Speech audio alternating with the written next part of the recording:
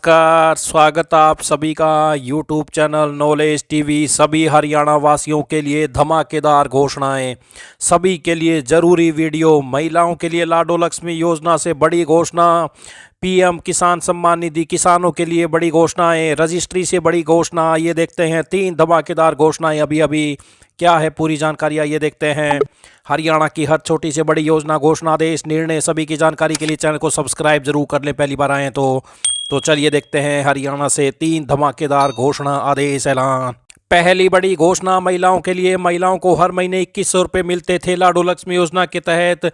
बड़ा बदलाव हो सकता है इसमें। लाडो लक्ष्मी योजना का पैसा अब हर महीने नहीं मिलेगा। हिसार में सीएम सैनी का ऐलान, कहा इकट्ठा पैसा महिलाओं के काम आएगा। हरियाणा के हिसार में आयोजित कार्यक्रम में मुख्यमंत्री नायब सैनी ने महिलाओं को राहत देते हुए लाडो लक्ष्मी योजना में बड़ा बदलाव करने का ऐलान किया है।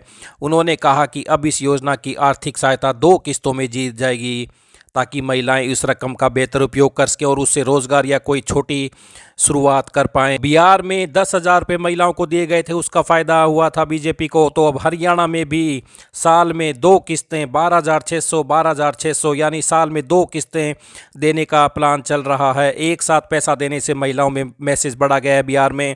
इसी वजह से हरियाणा में लाडो लक्ष्मी योजना के 2100 रुपये हर महीने देने की बजाय साल में 2 बार 12,600 देने की तैयारी है। सरकार व पार्टी की सोच है कि एक साथ पैसा महिलाओं के खाते में जाएगा तो इससे बड़ा मैसेज आएगा।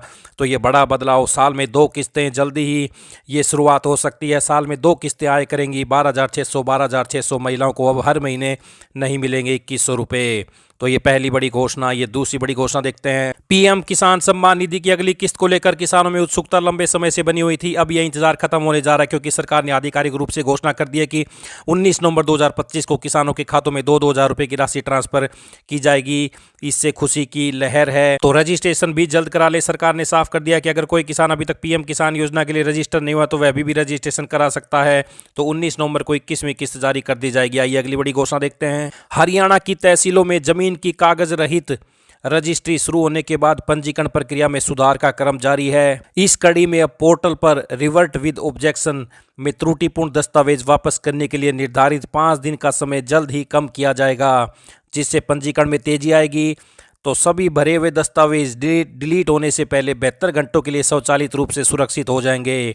पंजीकरण शुल्क पूरी प्रक्रिया के दौरान लागू रहेगा। प्रत्येक तहसील में समर्पित हेल्प डेस्क स्थापित कर नोडल अधिकारी नियुक्त किए जाएंगे जो लोगों की ऑनलाइन रजिस्ट्री में सहायता करेंगे। राज्य स्तरीय हेल्पलाइन नंबर भी शुरू किया जाएगा। उपायुक्तों को तहसील कर्मचारियों, उप पंजीयकों और डीड लेखों के लिए नियमित रूप से व्यवहारिक प्रशिक्षण आयोजित करने के निर्देश दिए गए हैं।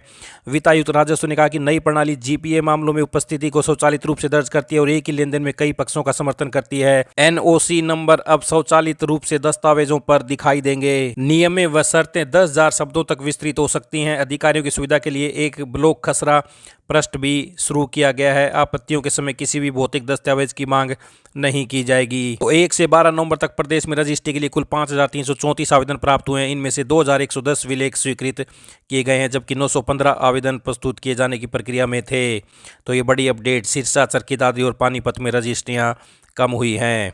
तो ये रजिस्ट्री को लेकर बड़ी अपडेट। पल पल की जानकारी आपको यहाँ पर मिलती रहेगी। चैनल को सब्सक्राइब जरूर कर लें। ये थी 3 बड़ी घोषणाएं। बहुत बहुत धन्यवाद।